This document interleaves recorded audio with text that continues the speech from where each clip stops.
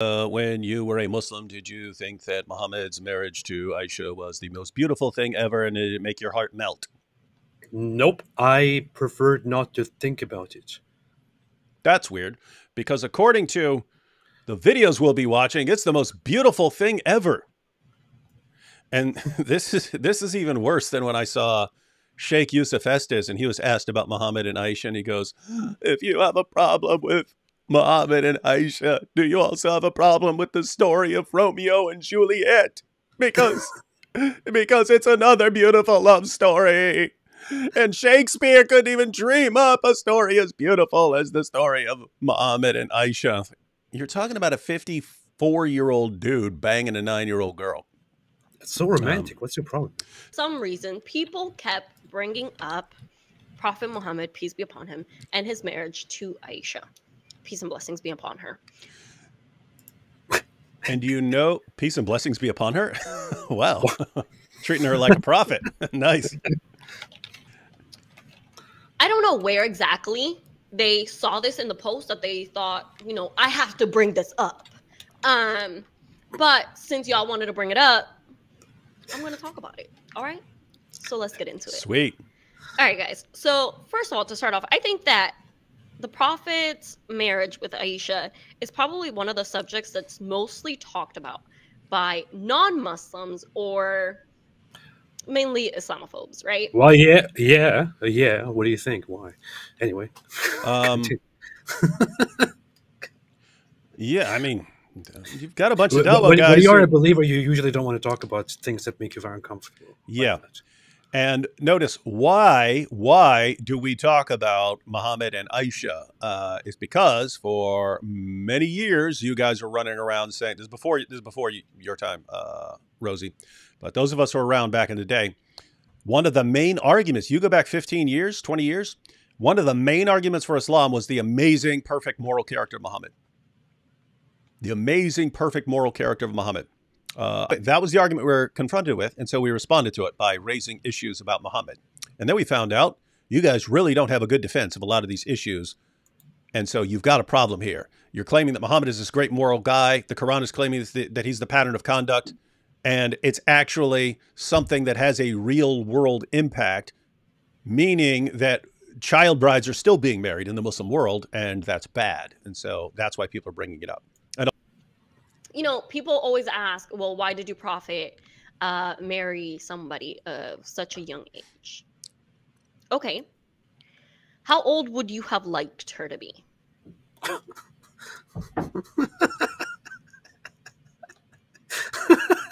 51 years old. What a question. How old would you have liked her to be? We would have at least liked her to have gone through puberty and developed physically into a fully grown woman. What, 18? Because that's the age here. Do we know what the term ethnocentrism is? So, think about what age you would like Aisha to be, or you would have liked Aisha to be. Are we going to say 18? Sure. Let's go with 18. All right.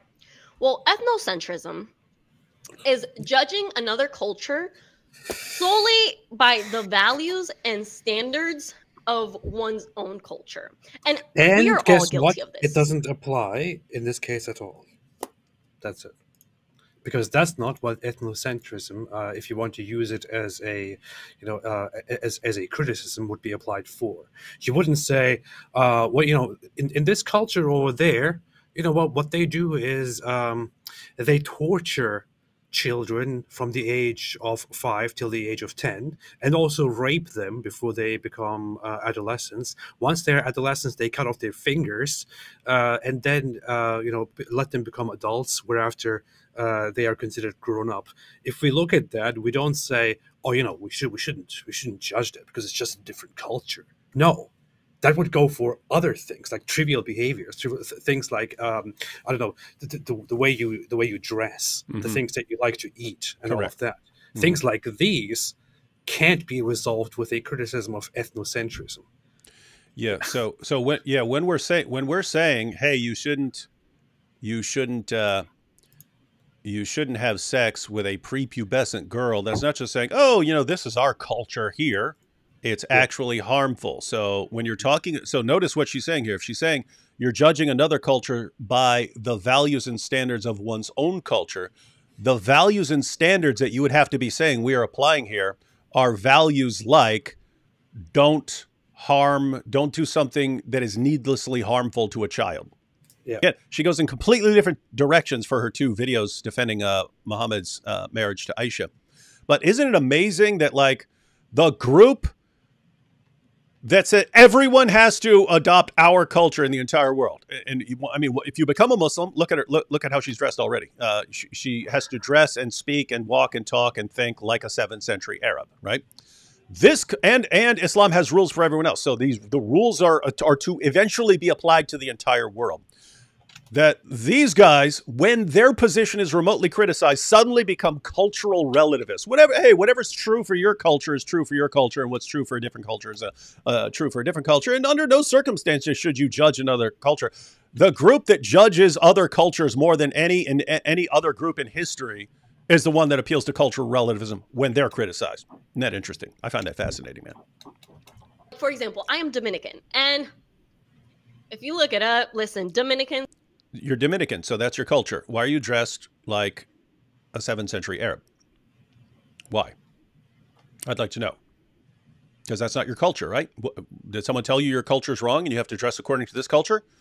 Shame on them. That's ethnocentrism. Right, have been in an ongoing battle with Puerto Ricans saying we're better than you, or they say we're better than you. Dominicans are better. Pretty racist. But you see this in so many different cultures. This place thinks that they're better than this place. This place thinks that they're better than this place. America thinks they're better than everyone, right? All right. So because of ethnocentrism. Oh, America thinks we're better than everyone. Who are you to judge our culture? So notice following her. So she's pointing out different cultures have different values. Yeah. So Pakistan is the animal porn kingdom of the world, right? Who are you to judge them? Yeah. So if people question other cultures based on their own standards, why do you think that your standards are better? Why do I think my standards of not penetrating a prepubescent girl are better than a culture that believes it's perfectly acceptable to penetrate prepubescent girls? That's seriously a question.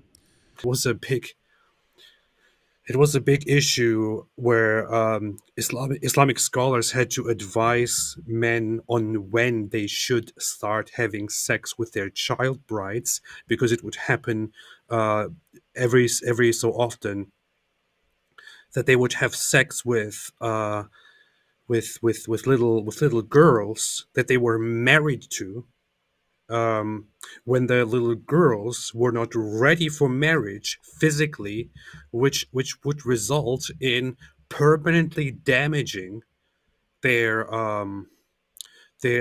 organs, their sexual parts, and even their behind.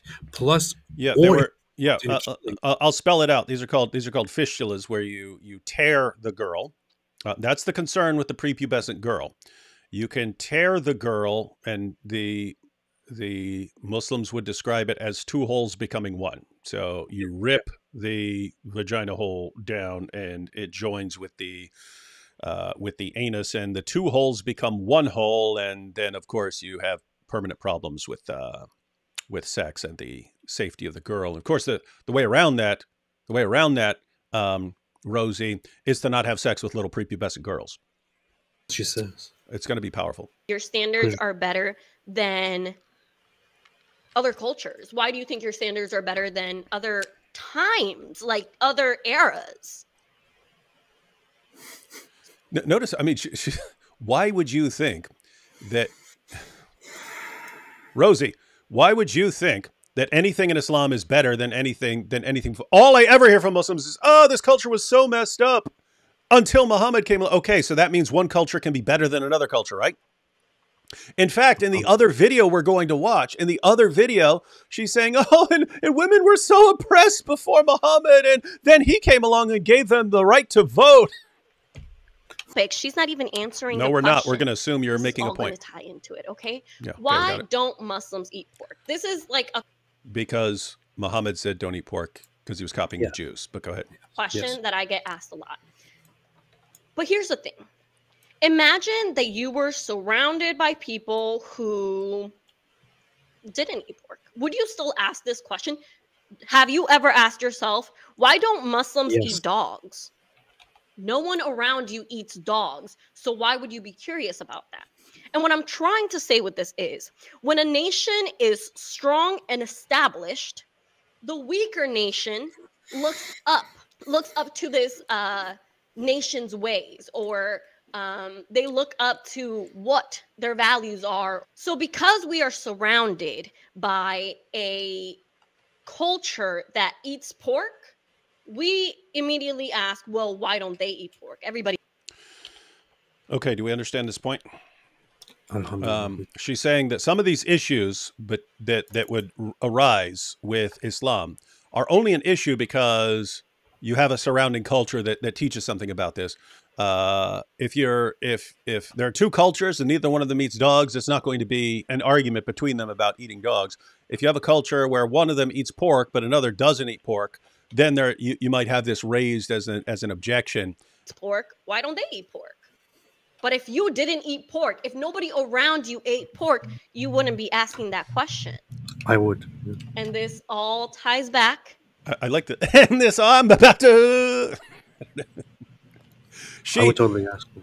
I don't know why she's not more popular, because she has like the perfect features of a da'i. Like, I mean, notice she's no worse than Ali Dawah, right? I mean, like, spout complete nonsense, be completely inconsistent in everything you're saying, but sound really like arrogant and condescending while you're saying it. And it's like perfect combination of features. What do you think? I'm sorry. So I want us to really quick think about the Western mentality or the Western ideal. Like, when is the appropriate age to get married? So here in the West, it's 18 is the best age to marry yourself off. Keyword, to marry yourself off. Best? So the age 18 was only recently decided as the appropriate age to marry yourself off, right? Now, this is not based on any. I don't even know what in the world she's talking about. That's a states' rights issue, so it varies from state to state. But go ahead. For any studies, 18 is also the age where you can marry yourself off. But there are places, even here in the United States, where your parents can marry you off even at the age of 15. People also used to get married by the age of 12. 18, again, was only recently decided as the best age for marriage. And I'm going to point something out. Just because you think this number is so proper or so correct, it does not give you the right to go back 1,400 years to question a completely different era, a completely different society, culture, and a whole different part. Okay. Got it. Stop. It's pretty much this is pretty much this entire video. I think her other one is worse, but yeah. So the first mistake that she makes, and we already went into that in detail very much, is that she assumes, or she makes it look like the age of 18 is just some random number that was established, and we're just going with that for no reason. That's not the case. It is based on scientific research and studies on experience and so on. The fact that only recently in Europe and in other parts of the world there were marriages at lower ages, which were, by the way, not that frequent, doesn't mean that 18 is arbitrary. It means that humans made progress, right? Mm-hmm. We learned things and improved ourselves. Who's Galen to judge? Just because this is your new norm, again, new norm, just because this is your new norm, it does not mean you can question our prophet. I could question your prophet all day long. Yes, we can. Rosie. Yes, we can. Just to be clear, I can call your prophet a child molesting, murdering rapist all I want. Do not tell us what we can and cannot do here. Was from a different time and place. Notice, We can't, we from a different culture cannot question her prophet, but her prophet, she can question us based on her prophet and say everyone else is wrong. We cannot say he's wrong based on any standard, but they can just say, hey, here's what an illiterate 7th century Arabian caravan robber said. Therefore, all you have to adapt. A given culture, if it is something that is acceptable, if you knew that there wasn't any issues, if it wasn't bad back then in the eyes of the Arab. Okay, so if female infanticide wasn't bad in the eyes of the Arabs, then you have no right to criticize it. And Muhammad was evil for criticizing female infanticide. Shame on him. Muhammad literally condemned. We're looking for anything and everything to badmouth the Prophet, peace be upon him. Don't you think that if this was a real issue, the one ambition in life, where's that Muhammad fellow? I need to badmouth him. Yeah, I heard this so many times, and they need to understand what a terrible objection pretty this actually is. If it was so bad, then why didn't the people criticize him? Now you could go into whether they did or did not criticize him, but it doesn't matter. It's completely irrelevant because Little side note: it's not like we have a record of all of their criticisms. We have Muslim records from centuries after the time of Muhammad. That's what we have. It's not like you have all. It's not like you have all these writings from the people of his time about this. But I better fix this. Let's see. But no, the age of Aisha has only been something that has brought up within the last couple of years. Now I'm gonna give you a little scenario for you. Hey. Like there's no contact. People don't really know that they're there or anything like that, right? It's just them. Okay. Now, the norm here in this tribe is women, what they like, the extent of their knowledge, the extent of their skills is you need to learn how to pick berries, you need to learn how to clean and cook the animals that are being hunted and brought. So what she's telling us right now is that Muhammad was an ignorant man from the 7th century. He didn't know better. No, that's not the point she's making. She's making the point that if you had a culture where all you needed to know in life was how to pick berries and how to clean and how to cook the animals that the men were bringing home, then once you've learned that, even if you're a little girl, you've learned everything you need to know. And therefore, it's okay to bang you. That by the age of 10, a young girl knows how to pick berries. She knows how to cook and clean the animals that are being hunted and brought. And there's a young boy by the age of, we'll go with 13, or could be 16. Doesn't matter. 54? This young boy, he already learned how to go and hunt, and he already learned how to build a little shelter out of wood and all this stuff, right? She's 10, he's 54. We'll say 15. He's 15, right? They're about to get married. Like, she already learned everything that she needs to learn to survive and hasn't reached puberty. Survive with the tribe. If it's a parallel for Muhammad and Aisha, she hasn't reached puberty. He needs to learn in order to survive with the tribe. Okay, so they're getting married. Imagine now somebody from the West goes to their woods and is like, no, this marriage cannot happen. Everybody's like, why? They're ready. Why? No, in America, this is not allowed. Is that the argument? Notice, Rosie, we already explained to you what a straw man is. Our argument is not, whatever is allowed in America, that has to be imposed in the rest of the world. And in America, our argument is not, hey, this is what we teach in America. Things can be taught in America that are wrong, that are also morally wrong, that need to be corrected. According to you, they can't be corrected because it's a different culture. Right? If you're 10 or 12, yeah, you're still in school. You're still playing with dolls. But if you're in that tribe, that's not what you're doing. At the age of 10, you're learning how to pick berries. You're learning how to cook and clean that animal that's being... So in this imaginary tribe, then you already know everything by the time you're 10 or 12, and therefore it's okay to get married there. But if you were in a different culture where you're still clearly a little kid playing with dolls, then it would be wrong. After this video, let's see. Okay, so now I want you to think. How do you determine the age of marriage? Is it biology? Because if you think about biology, yes, after a female has her first menstrual cycle, she's technically ready to give birth. Like, no, she's not. Wrong. She's no, she. Oh. Liar! Liar! Liar! Oh, she's not.